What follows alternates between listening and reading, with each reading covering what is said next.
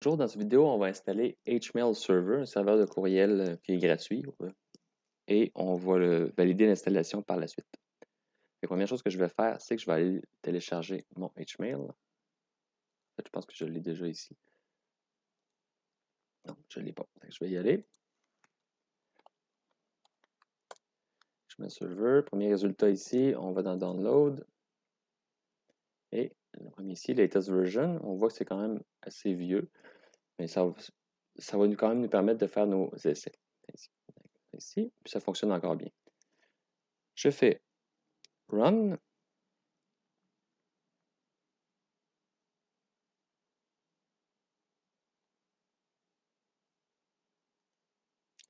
J'ai ma petite fenêtre ici, je fais suivant, on lit les termes de la licence, suivant, l'emplacement, c'est un logiciel 32 bits, x86. J'ai besoin du serveur et des outils d'administration aussi. Je fais suivant. Nous, ce qu'on va faire, c'est utiliser la BD Microsoft SQL Compact. Si vous avez une BD externe, mais vous pouvez utiliser ici Microsoft SQL Server, MySQL ou PostgreSQL. Je fais suivant, suivant. Je donne un mot de passe à mon installation.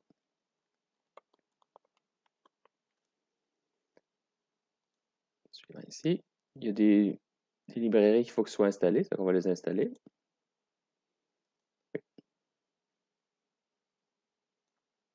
Ça va vous dire qu'il vous manque .NET Framework 3.5, probablement. Peut-être que vous l'avez déjà. Il va falloir aller l'installer. Je m'en vais ici.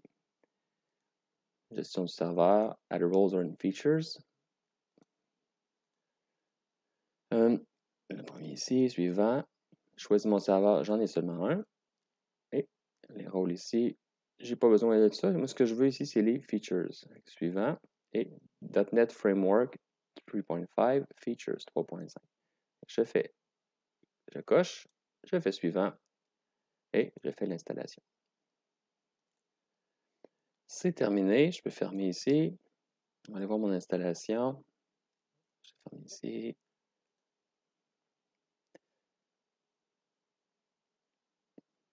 On va le rouler, mais probablement qu'il va y avoir un problème ici. C'est qu'on va faire Finish. J'ai mon localhost, j'ai mis un mot de passe, je double-clique. Oh, et ça fonctionne. Si ça ne fonctionne pas du premier coup, désinstallez le produit puis réinstallez-le. La désinstallation, c'est vraiment en fait, d'utiliser Add or Remove Programs ou désinstaller un programme dans Windows. Mais en plus, il faut aller effacer les dossiers qui sont dans Program Files x86. Ici. On a l'interface de départ. Add Domain, ça va être mon nom de domaine. Fil.com. Je sauvegarde. Automatiquement, il apparaît ici à gauche. Il y a différentes choses qu'on peut faire ici. Je vous les laisse regarder. Moi, dans le fond, je fais le tour pour vraiment montrer comment ça fonctionne. Vous pouvez faire des essais par la suite. Fait que Accounts, c'est les comptes, dans le fond. Combien j'en veux? Mais je vais en vouloir au moins un. Fil@fil.com et le mot de passe. Je mets tout le temps le même, Garneau 1, 2, 3. Je sauvegarde. Et là, on voit que mon compte est apparu ici.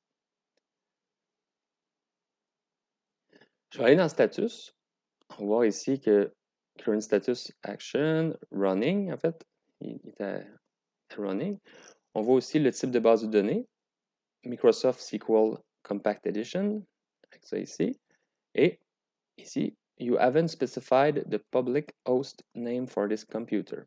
Donc là, je n'ai pas dit, dans le fond, c'est quoi son nom pour l'ordinateur. Il faut que j'aille ici, dans les settings, protocole, SMTP,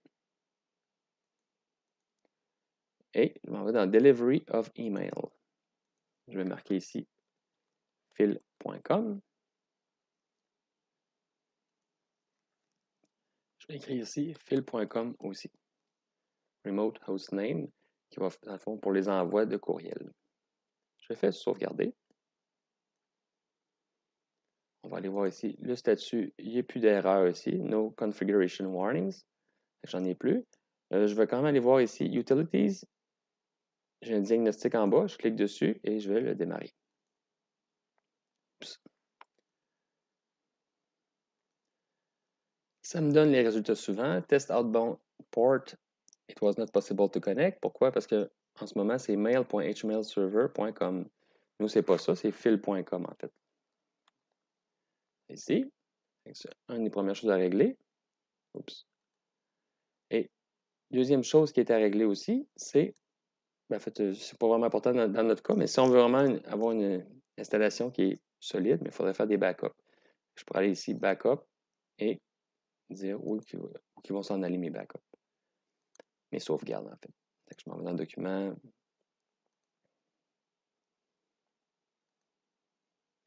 Je peux rouler le diagnostic. Oups, je n'ai pas aimé ça. Fil.com ici. Fil.com et je démarre. Et on voit que j'ai plus d'erreur par rapport. J'ai plus d'erreur par rapport à mon backup, il est fait. Il dit qu'il y a quand même une erreur pour la sortie ici, fil.com. Pourquoi? C'est parce que ça n'existe pas. La première chose qu'il va falloir que je fasse pour régler ça, il va falloir que je crée mes zones DNS.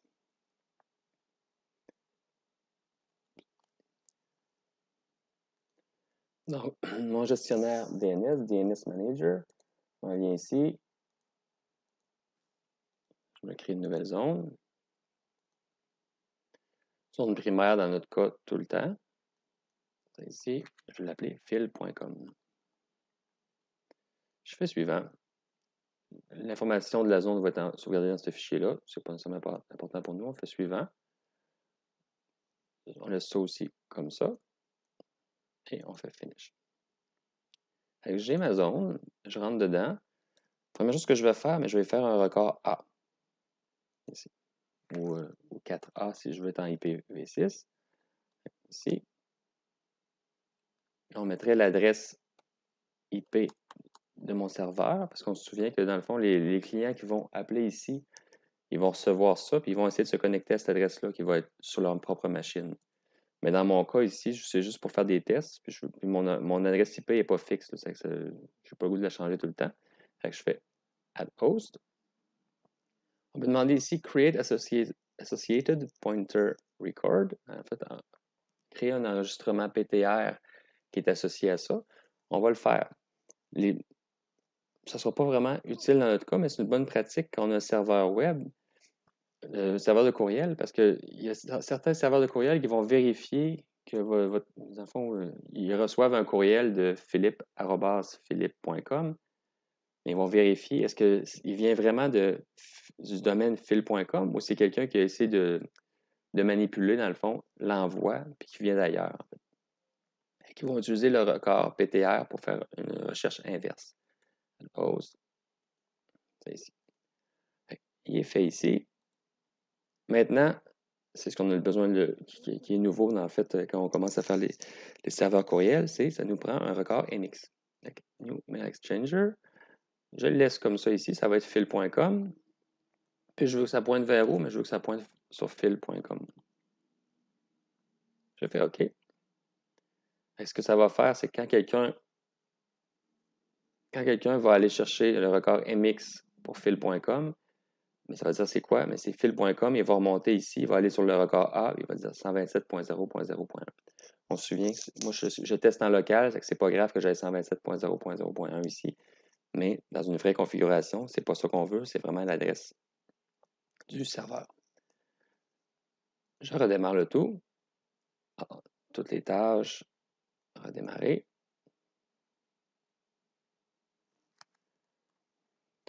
Je vais m'ouvrir une fenêtre, une invite de commande, puis je vais aller vérifier que mes changements sont bien là. NS lookup. Set type MX, parce que c'est le record qui m'intéresse, puis je vais faire fil.com. Première chose, on voit que c'est pas ce que je m'attends. Pourquoi? Parce qu'ici, je n'ai pas encore configuré ma carte réseau pour que mon DNS, ce soit moi-même. Je vais y aller ici.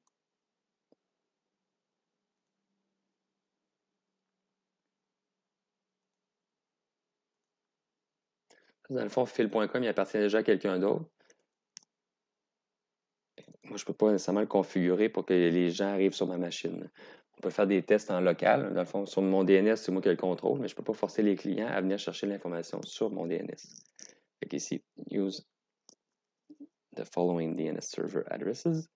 127.0.0.1. Je fais OK. OK. On va regarder le changement. Il y a peut-être un petit rafraîchissement à faire. Fait que je vais faire IP config flush DNS.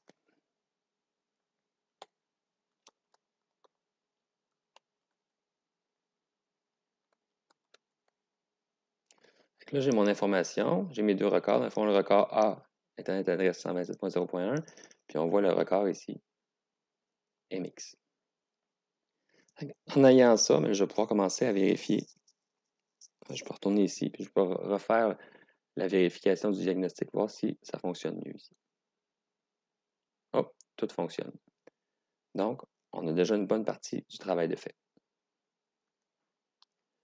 J'ai mis l'enregistrement sur pause, puis j'ai installé dans le fond Mozilla Thunderbird pour le logiciel de client, un logiciel client pour les courriels, et j'ai installé aussi Putty. C'est qu'on va vérifier avec les deux. Et ça ici. Quand vous ouvrez Thunderbird pour le premier coup, ça ici, j'écris mon adresse, fil@fil.com, mon mot de passe.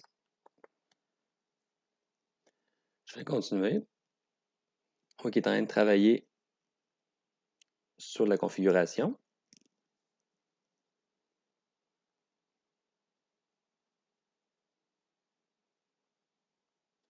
Ça ici.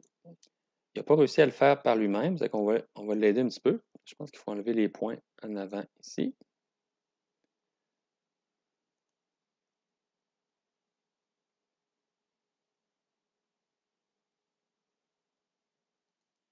Petite erreur que j'ai fait, assurez-vous, dans le fond, quand vous allez faire votre configuration, que votre DNS est bien seté pour que ce soit vous-même. Parce que dans le fond, sinon, il va aller chercher sur Internet. C'est ce que j'ai fait comme erreur. Fait que retest.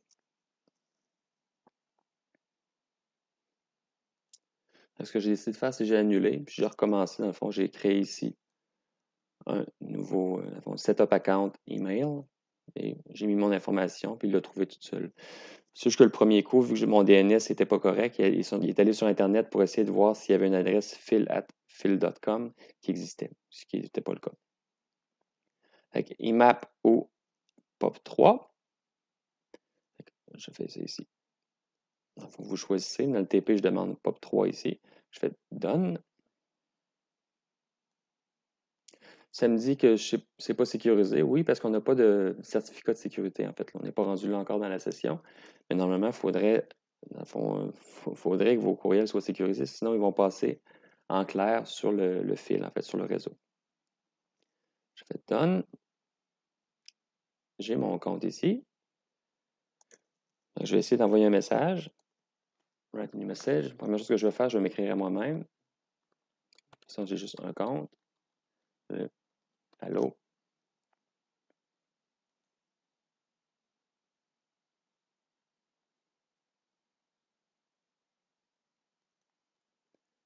Si jamais, quand vous envoyez un courriel, je vais le faire ici, write, je m'en envoie un à moi, j'écris n'importe quoi, je fais send, puis ça reste gelé, puis il est marqué copying.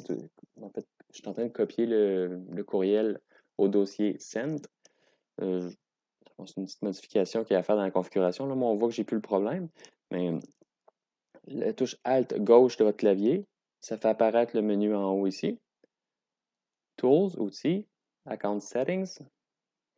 Je m'en vais dans Copies and Folders. Puis, quand j'envoie un courriel, when sending messages, automatically, envoie une copie dans Send. Donc, vous pouvez le décocher, ça. Là.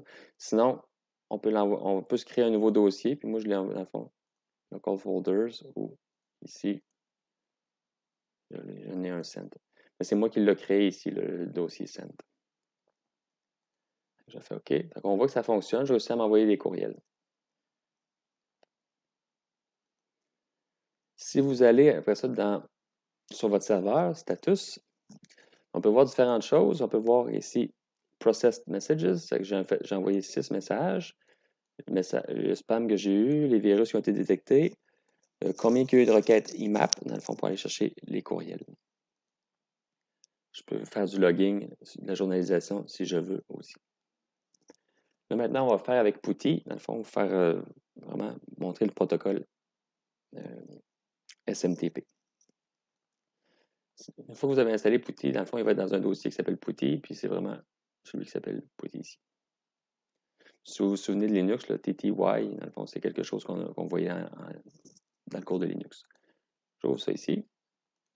Je vais dire où est-ce que je veux me connecter. Fil.com. Sur quel port? Sur le port 25 parce que je vais être en SMTP. Donc, je continue. Fil.com, port 25. Je le mets en telnet ici parce que SSH, ça prend des certificats qu'on n'a pas. Je vais sauvegarder. Je vous suggère de le faire aussi parce que dans le fond, si vous vous trompez, mais ça vous permet de le refaire rapidement. Si vous pouvez faire plusieurs essais. Je fais save. Là, ça va sauvegarder mon profil ici. Ensuite, je fais open. On voit qu'il y a différents trucs ici. Là. Close window on exit. Only on clean exit. Je pense que ça vaut la peine d'écrire ça. S'il y a un bug, au moins vous allez voir votre message d'erreur. Je fais open. J'ai la page de Putty. Puis là, c'est le serveur qui me répond fil.com SMTP. Moi, je vais lui écrire hello fil.com. Je vais le faire ici. Pourquoi ça marche? Ça n'a pas marché le premier coup. C'est exactement la même chose que j'ai écrit les 2 fois. Ensuite de ça, il faut s'authentifier. Hot login. C'est là que c'est un petit peu plus complexe. Clique ici. On a un message bizarre qui apparaît. C'est. Oups. Bon. Je vais enlever ça. C'est du base 64. Ce qu'on va aller faire, c'est qu'on va aller sur Internet.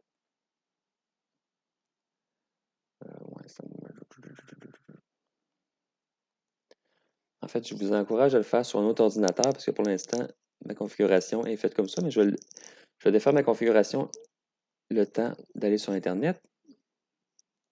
Ici. OK, OK. Sinon, il y a des outils qui se téléchargent aussi que vous pouvez avoir sur votre poste. Base 64 encoding. C'est pas du chiffrement, il faut faire attention à ça, c'est vraiment juste de l'encodage. Moi, c'est le site que j'utilise ici. On voit qu'il y a des codes encode, décode et encode. Là, le petit morceau que j'ai pris en fait dans Putty, c'est ici. On voit que c'est ce petit morceau-là, c'est encodé. C'est que moi, il faut que je le décode. Je m'en vais dans le décoder. Je le colle ici. J'ai déjà le résultat, c'est juste pour vous le montrer. Décode. Et ça m'écrit, hey, descend. Username. Dans le fond, ça me prend mon nom d'utilisateur. Mon nom d'utilisateur, c'est Phil. @phil.com. Maintenant, c'est ça qu'il faut que j'encode. Je l'encode. Je reçois quelque chose en base 64 aussi. Je m'en vais le mettre dans Putty. Bouton droit de la souris, ça le colle. Je fais entrer. Il me répond à quelque chose d'autre. On s'entend que c'est le mot de passe qui est écrit ici, qui est password. Vous pouvez faire le test si vous voulez. Moi, ici, mon mot de passe, c'est Garneau123.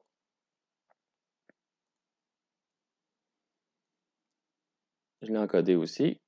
Je le copie. On va le porter ici. Bon.